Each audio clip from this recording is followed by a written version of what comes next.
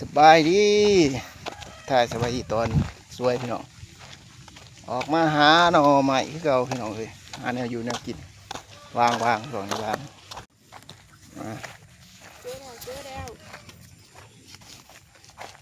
มาลองเสียมใหม่พี่น้องเลยสั่งเสียมมา2 อาทิตย์จ้ะเบิ่งดาบเสียม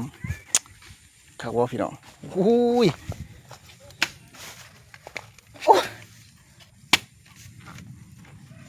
ตายแล้วสวยๆเลย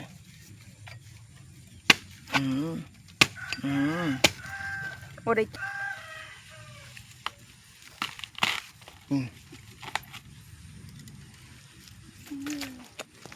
สวยเลยหนอนี้สวยเลย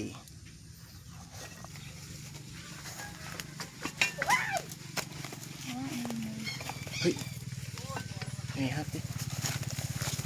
หนอนี้ก็ขุบเห็นนะสวยเลยนี่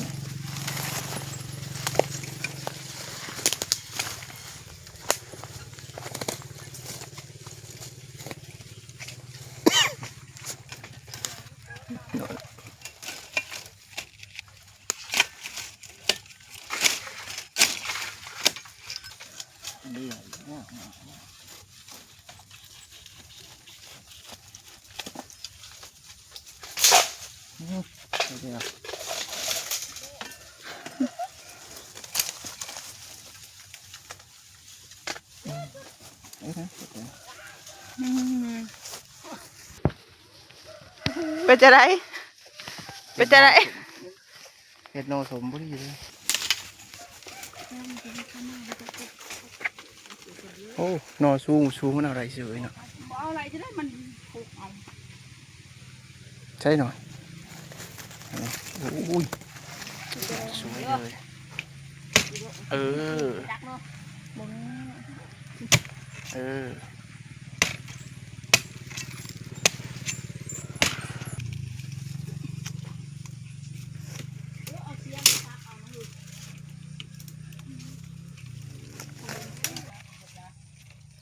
่ไร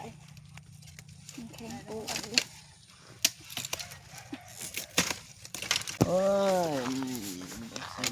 นี่หนูไหมนี่ถ้าเกิดอยู่เป็นแป้นนี่กับโบเฮ็ดโอ้ยเนาะ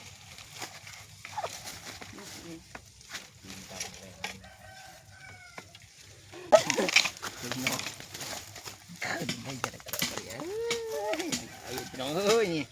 น้องใหญ่เลยสวย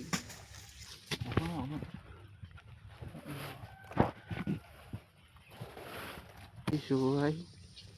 งามพี่น้องนี่น้อง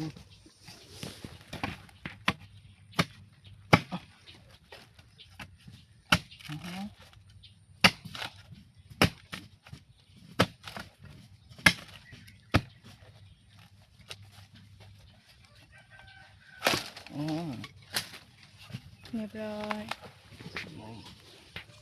นอนหนึ่งสวย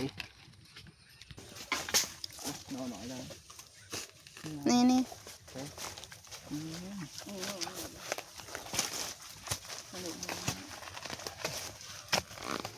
ถ่ายยัง